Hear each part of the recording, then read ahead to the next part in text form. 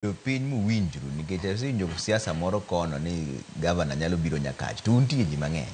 Intiere ka Dr. Matthews Owele men deputy governor nitiere ka, Adomo Wuor men jaod bura ma Nyakach bende nitiere ka.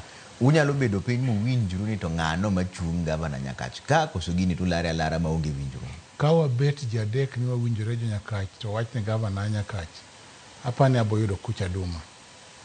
Mok ni ne mibro gone kura.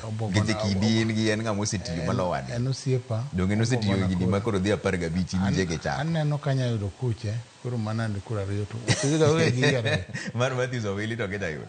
Majido kanya yudo. Nge chango. Koro Owele tingeni en osetimo term ariyo as deputy governor. Ing'eni leadership ka samoro be ber ka iwe joma nyien biro donjo to timo gik mopogore. Building on the legacy mar Professor Nyang' Nyong'o would be similar or chal gi building gimo Wilo timo. Wili gi Nyong'o tiyo 10 years. Koro Wilo setemo higni 10. Koro gimo nyatimo opogore onge. Gimo timen ma gima Professor Nyang' Nyong'o timo. Koro wayude kendo lwedo mopogore. Manya tero Kisumu to another level. The level ma wacho en niya.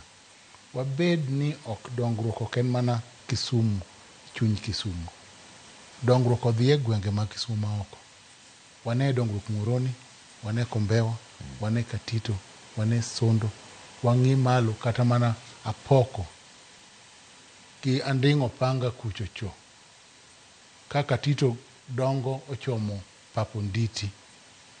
Ka wadhi Kombewa be dongo ochomo giko mar Kisumu County. Wang'i centers mopogore opogore. Wang'i nyakoko.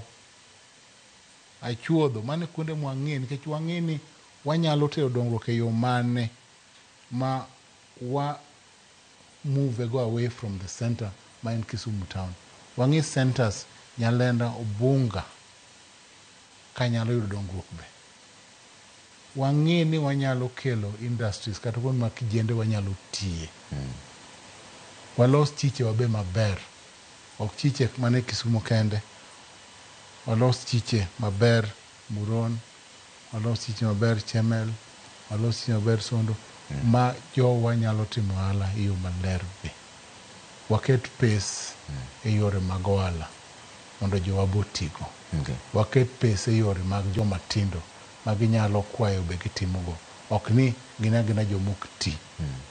Magi e paro manyien ma nyaka wabedgo kod wa change Kisumu County.